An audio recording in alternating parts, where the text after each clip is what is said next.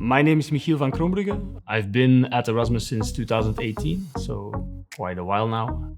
I play football, which I very much enjoy and I hope I can do as long as I can. I like going out and travel with my wife, and then most of the times you can either find me in a cinema, because I have quite a bit of love for film, or playing video games, which is also one of my main hobbies, I'm afraid to admit. So when I was younger, I always had this dream of becoming a film director, actually. And even when I left for university, initially, I think I still sort of had that pipe dream of one day becoming one, but I guess the voice of reason inside me convinced myself that I should get a more stable degree first, which for me was business engineering. I must admit that the real passion initially for me in academics lied in research. I think it's a great thing to do. To observe phenomenon in the real world and to be able to then investigate them. It's a beautiful thing. Teaching obviously is a big part of being a professor as well, and I have to admit that I've come to appreciate the joy of teaching over time much more. It's really a very fulfilling job to have, to be able to teach other people, to get to connect with students. So I must say that while research is still my main passion, I love that teaching is also a part of it. My favorite spot on campus is probably a little Asian place near the food court, which is where I typically get my lunch. I'm a bit of a creature of habit. It's also the reason why I still live in Belgium and why I like to be close to family.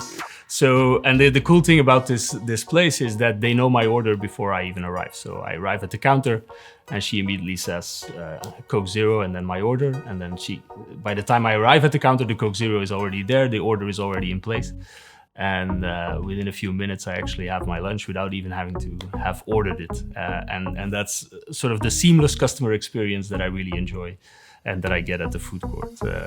So that's my favorite spot on the campus, actually.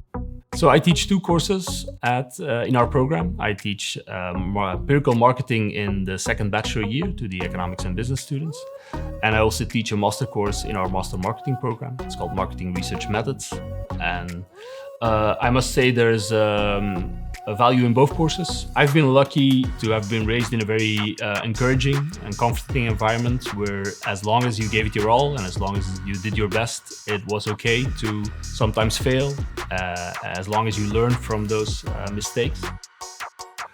My life motto has to do with that sort of feeling, and there's a great poem called If by Kipling. I encourage everyone to read it. And the poem is actually structured as a parental advice. And it's a bunch of if statements, basically conditions on what it makes to be a great person.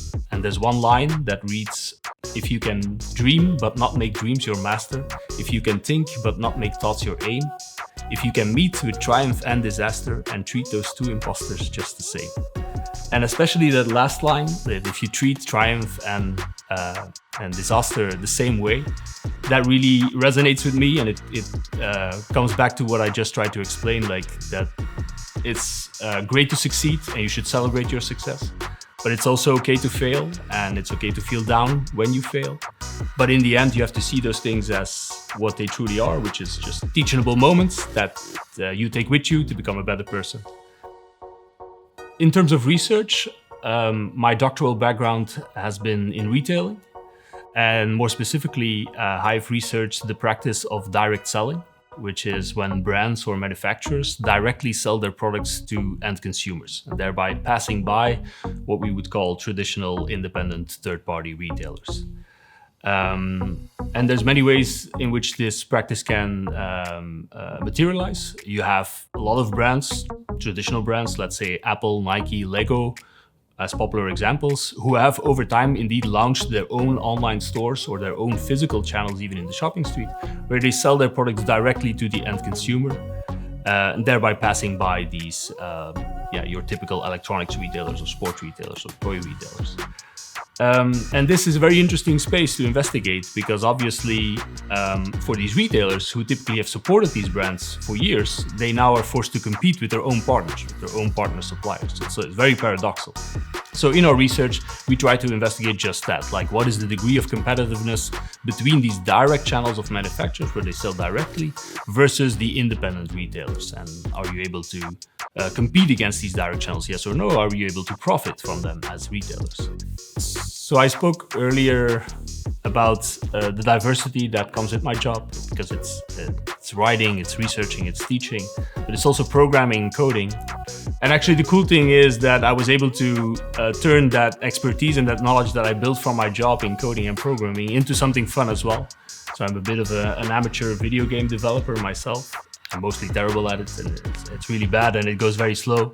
But it is a cool way to sort of turn what I do for a living into something more fun, a little bit lighter, more lighthearted.